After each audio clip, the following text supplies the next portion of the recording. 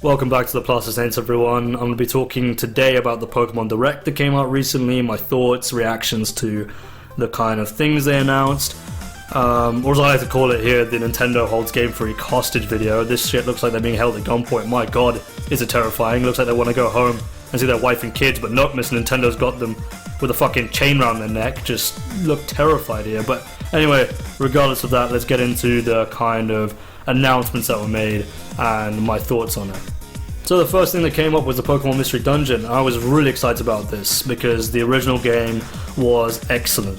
Great storyline, great characters, and it was a really interesting new gameplay mechanic for the Pokémon series, separate from the main series, that was a bit tired. And it was a real fresh take on what the Pokemon universe could deliver. I used to play this game all the fucking time under the covers with my fucking Game Boy Advance, just with my PP out, just jacking it. It was great, it was really good fun. So I'm rock hard with anticipation, obviously, waiting for what the Switch can bring this franchise in 2020 to make it walk on its fucking hind legs, bring it into the new era, like new man coming in with all his fucking tools and being like, look, I'm the king of the world now. Will it be able to actually stand on its own 2 feet? It's a repaint of the original. And my wiener deflated faster than if I saw Martha Stewart naked. I mean, this shit was bad because for me, repaints never have delivered. Look at the recent Disney films as evidence, like The Lion King. The shot-for-shot remake of an originally animated film, which was great, your own property, reanimated for the 2019 or whatever with some graphics, does not deliver anything of value. And I feel like this Mystery Dungeon is going to go the exact same way, where we're going to be looking at the literal same game but with some 2019 graphics on it. Oh, I say 2019 graphics, fuck me. Looks like 2015 graphics, looks like something on this 3DS. And again, there's no real reason why it should be on the Switch. There's nothing, they're not using the Switch to any degree whatsoever from the footage that we just saw. But hey, I don't want to judge it too fast. Let's see what they deliver on, whether they can add any new aspects to the game. I'd be really hoping that they do, because otherwise this is going to be like eating a muck chicken sandwich. Yeah, it may have a fancy name and look like it's got all the bells and whistles, but essentially it's a fucking mayo chicken and you're just spending more.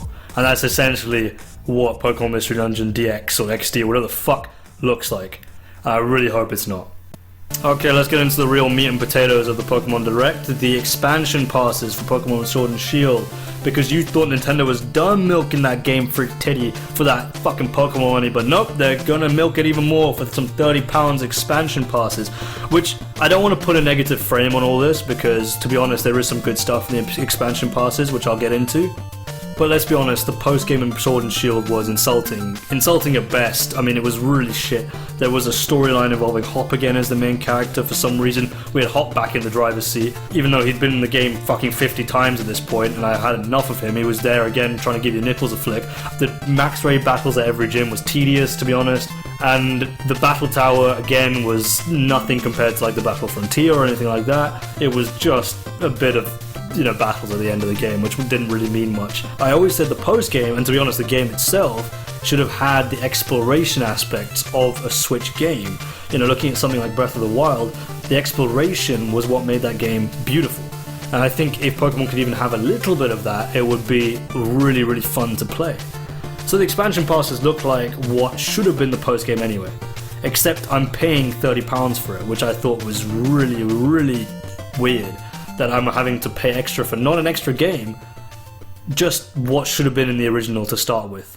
But hey, I don't want to put a damper on it. Let's get into the positives of the first part of the expansion pack, the Armor Island, Island of Armor, whatever the fuck it's called, don't remember. But anyway, that first aspect looks really good. Love the pictures, looked really interesting. And I think one of the things I hated about Sword and Shield was that the regions looked like these big, sprawling, amazing things, but actually the routes were really short. Things like the Glimtangle forest or whatever the fuck with the mushrooms. It looked really interesting as a concept, but it just wasn't big enough for me to feel like I was lost in a world. It just felt like a small path that I would walk on and then I'd be in the next city. So this looks really great if it's really big and expansive to explore. The Battle Dojo looks like a good addition to the post-game battling experience over the Battle Tower. The rivals, however, look a bit shit. I mean, especially fucking Avery. Sorry, Shield players. I've got Sword, but sorry, Shield players. Avery looks like he's turned up to a children's birthday party uninvited. I mean, he looks ridiculous. But anyway, it might be quite interesting to have a new rival. I hope they're better written than the previous rivals in the game, especially Hop. Hopefully they can get that right.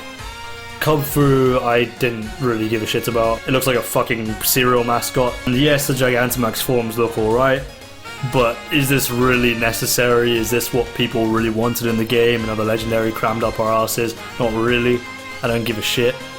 It's neither here nor there, really. Let's look at the Mega Evolutions of the 3 starters. These guys look like real shit. Don't know why they decided to include them now, especially fucking Sniper Inteleon or whatever. I don't know why they gave him a sniper tower. Looking up there, he looks like he's ready for some fucking finger pistol action. I mean, I get what they were going for with Inteleon, like a secret agent 007 type Pokemon, but he looks like a fucking creep, let's be honest. And to give him that Gigantamax form, like he's fucking peering out the bushes, looking at his next victim, it just is odd, to be honest. Now, they added some gameplay mechanics, for example, the Apric Corms or whatever to make Pokeballs. The XP charm, though, I had a real issue with because it says you can gain XP easier. Why? I'd never had a problem with that in this entire fucking game. Gaining XP was the easiest shit ever. I could take a shit in my campsite and my Pokemon would be like, oh wow, and gain XP. Nothing was hard about gaining XP in this game, so why do I need an extra mechanic to make it even easier?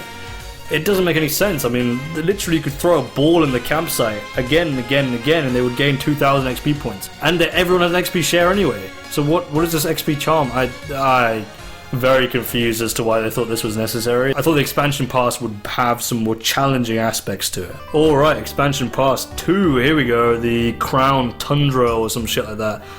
Now this thing looks cool with the exploration. I think they sold the exploration more on this one actually. Great, sounds great. If it can be delivered, it sounds great, and I think that's going to be it's going to have to stand the test of time here and actually deliver on what it promises. A sprawling region which has secrets, which has things to discover, which has little fun things to do in there. The rest of this thing can go fuck itself though. The Calyrex, the fucking big balloon animal thing, it looks ridiculous. I don't understand why we needed another legendary. And wait, if that wasn't enough, there's more legendaries crammed into the region like a fucking casserole full of them. It's like ridiculous. It's got birds and fucking things flying around. What is going on? What's happened with Game Freak? Why have they lost their fucking mind with the legendaries? There's so many legendaries. I don't get it. I couldn't give less of a shit. Make the main game more interesting. Make the fucking Pokemon, the Pokedex actually matter in the game and actually put as many Pokemon as you can into the game. So no one gives a shit about you adding extra legendaries in there. Looking like fucking some things out of Star Trek. I don't care, it just looks ridiculous. So we're gonna have like 50 legendaries roaming around this entire fucking region, just steamrolling the entire place. So every corner I turn, it's probably gonna be a legendary popping out the corner being like, hey, what's up, man? It loses the mystery then, doesn't it? And that's about it from this Pokémon Direct. Not actually too much to cover, but I think, you know, while I appreciate there's at least this kind of effort put into the game, they listened to some of the comments and they decided to go back, add some more Pokemon, add some more areas into the region. This stuff should have been free with the game. And I know they can't do that because financially they want to make as much money as possible, and that's obvious, but my god, the game that they initially put out was not finished, was not a complete game, and I think they should have made up for that with this being somewhat free rather than enticing us with the same corporate bullshit that they always do. So anyway, I'm not going to be buying the expansion pass until I am sure that there is actually value in doing so. Otherwise, I was quite happy putting Sword and Shield under my bed, never thinking about it again. And to be honest, there's going to have to be a real push and a real positive response from this expansion pack to really make me want to pick it up again. But yeah, that's about it for this video. Thanks very much for watching the Plaster Saints. If you liked it, why not subscribe? Why not? Don't ring the bell. Ringing the bell is moist as shit though, so just subscribe. That's all good. See you next time, guys.